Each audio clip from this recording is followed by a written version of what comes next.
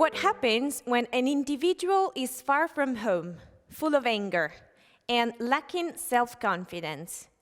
Some people are unwillingly bound to represent the dirtiest part of a society founded on a hypocrite moral. What occurs in their lives can push them to the edge of their limits, where it is easy to go beyond the subtle distinction between right and wrong, good and evil. Oliver Salter presents us his brand new collection of stories. He returned to the UK at the end of 2019 after working as an ESL teacher in China for 4 years. He's here with us today. Hi, Oliver. Thank you for being here. Thank you. Thank you very much for having me. It's a real privilege. Thank you for inviting me. Can you introduce us to your book, please? Okay, well, the book, it's basically a collection of short stories that I wrote intermittently over the course of several years. And I decided to just kind of get the ones that had this consistent theme of historical fiction. I decided to put them all together into a single collection, but they weren't all written at once. They're sometimes, well, one of them I wrote when I was in university, so they're quite old, actually, some of them. But yeah, the consistent theme is it's about certain individuals at certain points in history. So I guess that's the consistent theme running through all the different stories there. Okay, and I'm very curious around your experience abroad in China. Did it influence your writing? Did it give you ideas for your stories?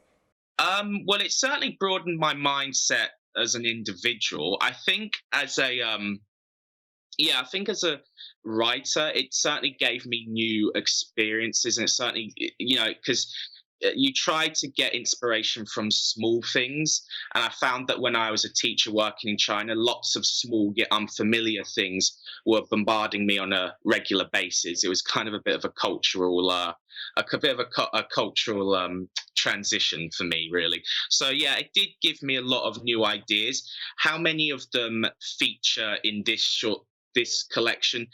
Only a fraction, but that's maybe can be for the future, for future stories. But there is a certain story that in this collection that's from the point of view of a Chinese immigrant in Victorian London. And I do believe living in China certainly influenced my way of approaching that character and getting inside of his mind, basically. Yeah.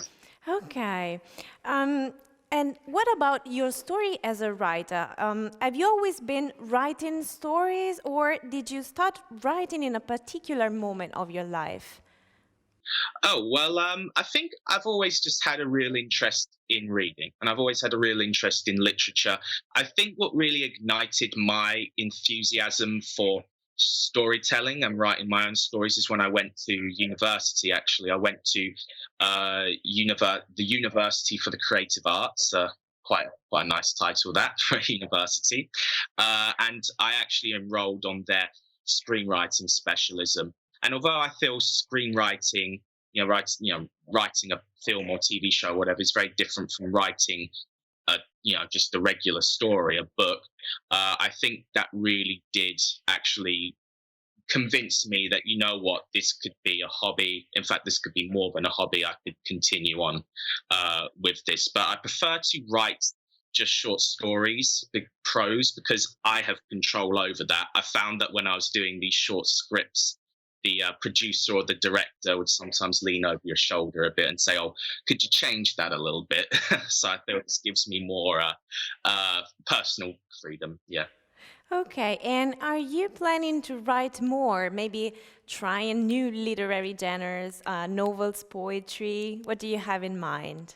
Oh, I don't know if I'm much of a poet. I think I'm a bit too literal as a person and as a writer. Really, I think I'm quite to the point and quite direct, really, as a person. So, I'm open to experimenting, trying some new things. I mean, in this book, for example, there's a story that's in an epistolary format. So I did try to vary kind of the voices in the characters, but I think with kind of new formats like poetry, maybe let's wait. Maybe I need to study that a little bit more. Okay, thank you, Oliver. We leave more curiosity for the next time. Thank you. Oliver Salter provides the reader with a raw, vivid collection of short stories that explores uncomfortable thoughts and complex situations, inspecting the human condition through different historical periods.